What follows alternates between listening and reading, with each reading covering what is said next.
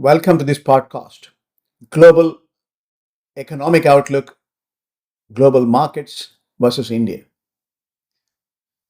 With my daily podcast, adding value to many of the students, they've been asking me to do a comparison. I was in a conference a couple of days before in Chennai, and they insist that I make a comparison between global economics versus India. So, with that pursuit in mind, I'm saying with absolute clarity India's economic growth is the highest among the major economies. 6.4 to 6.5% is definitely doable.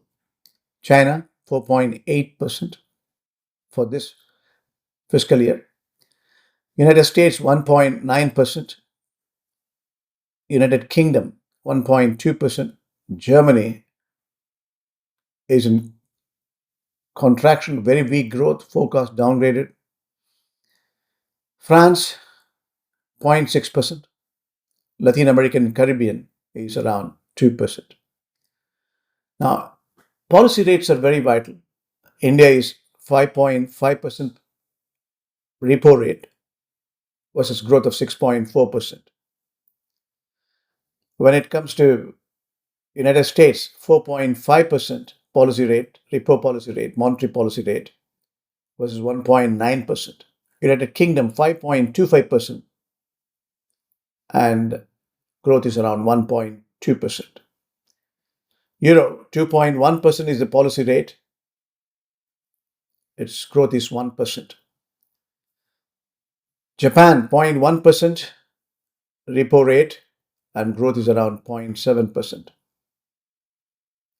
That's the essence of it. Clearly, we are seeing policy rate versus growth is giving us a picture. India's economic momentum and the alignment between the fiscal and monetary policy is in track. What is more important is to understand how the global investors gives the vote of confidence. That's the foreign exchange reserves and the capital flows. Total foreign exchange reserves in global term has dropped from $12.75 trillion today. It's 12.36 trillion, primarily due to depreciation of major reserve currencies versus dollar. Emerging central banks are shifting their reserve allocation, particularly increasing investment in gold, which has overtaken the euro as the second largest reserve as an asset allocation after US dollar. Gold now accounts for 20 to 27% of the global reserves, surpassing treasuries of 23%. Taiwan forex reserves rose to nearly 598 billion. India is around $699 billion. So we understand the dynamics. Equity fund flows, if you look at it, 10.6 billion global equity inflows to the week of September 3. Tech financials, gold are the top picks. Bond market, if you look at it, 20th consecutive week of inflows. Focus on euro-dominated and corporate bonds. Emerging market flows around 275 billion last year. And rising volatility and risk reversal are the main cause. Now, the lesson we draw is gold resurgence points to a search for safe, non-sovereign assets amid geopolitical and fiscal uncertainty. Reserves remain substantial but dynamic, with major players like China and Taiwan increasing their buffers. Fund flows show strong but volatile demand. Equities and bonds are seeing inflows, but emerging markets face tightening geopolitical risk. Dollar dominance remains, but is being questioned amid diversifying strategies and structural shifts in global financial markets. Now, India's comparison. Equity market, year to date MSCI, world is up 8.5%. Tech, semis, AI related names are among the top gainers.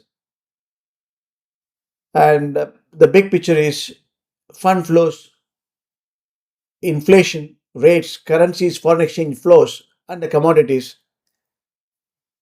India is standing tall in many of the overall administration. Now, oil price is a major challenge. Oil prices are under pressure from surplus, supply forecast. Gold remains strong amid safe haven. So we have to respect Indian equity markets are rallying.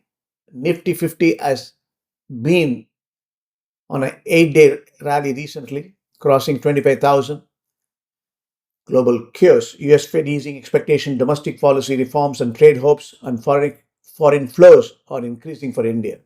Inflation, retail inflation rose to 2.07%, and food inflation is under control. GST cuts helping on some fronts. Fuel and other volatile categories remain closely watched. Foreign exchange, global interest rate differential, foreign portfolio inflows and outflows, trade policy and tariffs, crude oil import dependency are the factors. But Indian rupee has to be compared in relative terms. Capital inflows, as I said, global risk appetite, domestic market stability, policy clarity, inflation trajectories are all supporting for India. Macro growth and outlook, external shocks or the risk, oil or geopolitical, trade, tariff frictions, especially with US, currency volatility, monsoons, agricultural performance. So, if you look at a big picture, India is the performing enterprise in global terms and continue to be the economic engine for incremental growth for the world. Well done, India.